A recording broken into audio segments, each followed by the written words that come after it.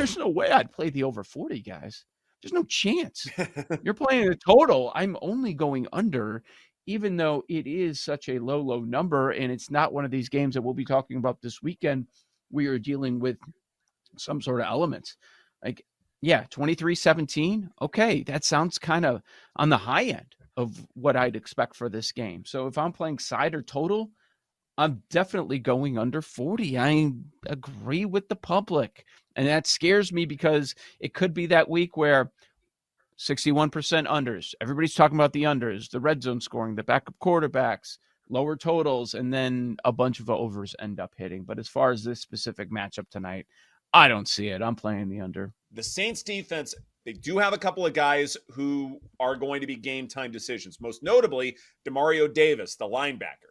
Now, normally, I don't care that much about off-ball linebackers because oftentimes the contributions they make to a defense can be picked up by other guys. But Demario Davis is such a fantastic athlete and such a standout linebacker, especially when it comes to coverage, that if he is unavailable in a game like this, then Jalen Smith, maybe coming up from the practice squad, an oldie but goodie, but he should be a part of the mix here. This vaunted defense, especially the secondary, they may have to play up a little bit more to where if Davis isn't available, that I wouldn't be surprised if Lawrence tries to take a few deep shots, 20, 25 air yards. That would be a Ridley game, but I don't know if Lawrence will have enough time to be able to set his feet and throw that far, especially with that injury. So I look at this and say, live betting opportunities could be fantastic in a game like this. See what kind of protection Lawrence is getting against this Saints pass rush if Davis isn't out there. But ultimately, I think the Saints can win this game by at least 3. One of the plays that I do like this week is Christian Kirk. Just this entire matchup for Christian Kirk is looking pretty solid. So his line is set at 52.5 receiving yards at -120. I'm going over here. All right, the Saints have been relatively tough on wide receivers if you look at the numbers, but Alante Taylor, the Saints nickel corner, he hasn't been the best in coverage. And opposing quarterbacks are targeting him at the highest rate of any of these quarterbacks. As a matter of fact, 26% of the time where receivers running a route against him, they're being targeted. So that's a ton. That's more than any other spot in the field. Kirk runs his routes out of the slot at a 72% rate. So I like Kirk having a good game tonight and hitting the over. And if you're feeling a little frisky, all right, this corner has given up 3 touchdowns in his coverage. Okay, so a little Christian Kirk anytime touchdown at +240 tonight. I kind of like that. Fogg's breaking balls, they're great. They are fantastic, and that's why he is a major league pitcher. Nothing else is working for him. Noticeably the fastballs, anything else. If it's a non-breaking ball that he has to throw, it's not going to turn out well for him. Barrel rate, hard hit rate, they are not good. It could make for a bad outing. There's a play I like. It's probably the over.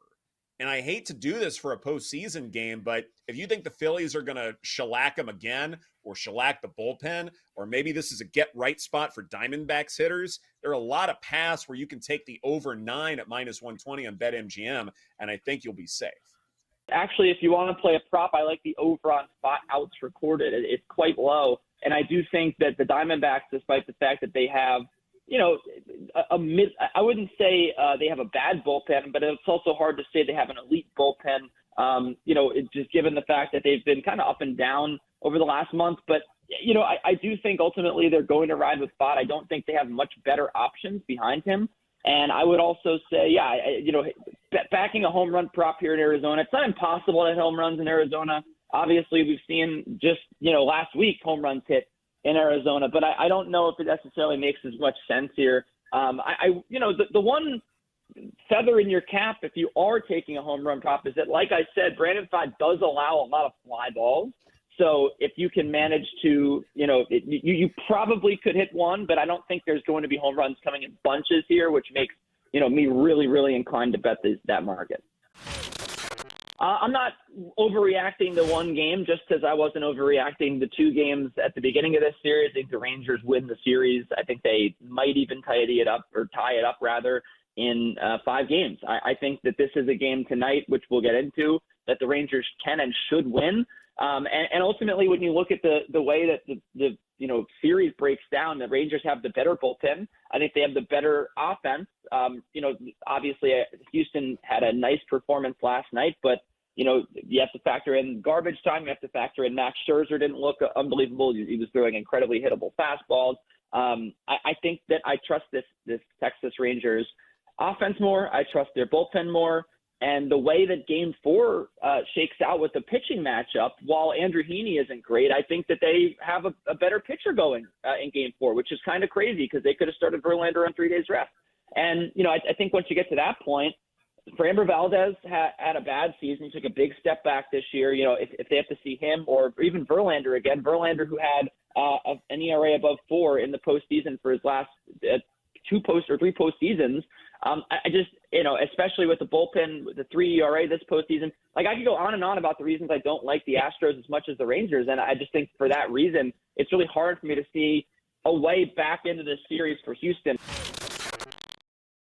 This one is interesting. I know Joe, he always says, oh, the Lions. I love the Lions. Love them. Oh man. Okay. I know. Zay Flower scored his first touchdown in London last week, but I think this Lions team, they're well-rounded. They're a complete team. I'm still waiting for the Ravens to just put teams away and be that dominant team. They're not bad, don't get me wrong, but in this matchup, I might as well take the dog here in the Lions. I like Seahawks -8 just because Geno Smith and company sputtered in the red zone last week. Look, red zone performances are not that sticky from one game to the next, one season to the next, and the Cardinals' pass defense is really, really bad. So I think this is a good get-right spot for Metcalf, Lockett, and company. I think they can cover the big numbers, so I'm fine as far as that goes. Next one, guess what? We are in agreement here. Give me the Lions +3. That Detroit defense should have an answer for everything Lamar Jackson wants to do. Quick passing, Lions cover those well.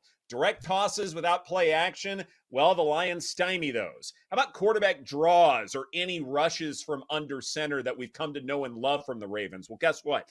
The Lions halt those too. I think this is just a bad matchup for Baltimore. I like the Lions in this spot. One more favorite I have before I get to the underdogs, a game that has not been mentioned. We have to wait until Monday. And a lot of questions here because here on Thursday morning, we don't know what's going on with the San Francisco 49ers injuries. But at 6.5, I'm surprised we got that number. I thought they were going to give us 7. At 6.5, I'm going to lay it. I'm going to take the San Francisco 49ers in a bounce back spot. There's a massive difference between going on the road to Cleveland and going on the road to Minnesota, going up against those defenses. And we saw it. I mean, the Vikings were going against one of the worst defenses in the NFL and the Bears. And without Justin Jefferson, it changes everything.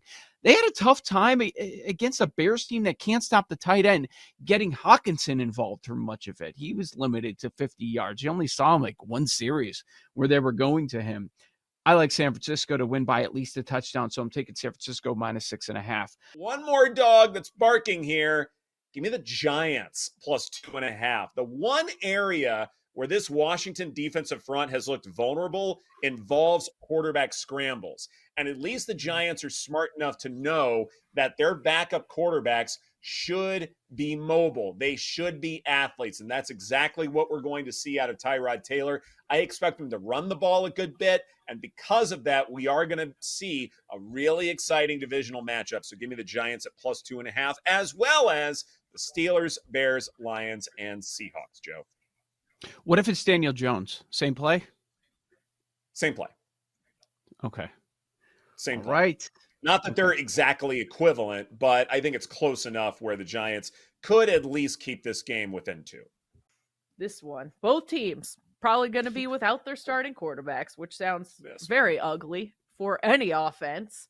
So my process here was once again, yes, take the dog at home. Bears +3. What are we even doing? Why are the Raiders road favorites against anyone? They shouldn't be. This is absolutely absurd. Give me the Bears +3. And everywhere I was reading, it seemed like people were liking the Raiders. I don't get it. Give me the dog here. Bears +3. Show bet. Hit the board for all three of us. Bears +3. Bears +3. We are part of the Bajancy. I can't believe I'm doing this. Look, the Raiders should not be laying 3 on the road to anyone. They are 0-9 ATS the last 9 times as a road favorite. Last 4 times last year, we talked about it yesterday. They lost straight up in all of these spots. Devontae Adams is upset. They both stink. They're both bad at a lot of different aspects of football, but the Bears do a couple of things well. They can run the ball. I want to see the state of these running backs here. They do have that ability, especially with Fields too, and their group of running backs, and they can stop the run. And the Raiders have not been able to do that. That's one thing they could do offensively last year. They could run the ball. They can't do that this year, and the Bears are good at stopping the run at least. Give them the Bears +3 in this spot. I'm not sure if they win, but we're covering the 3.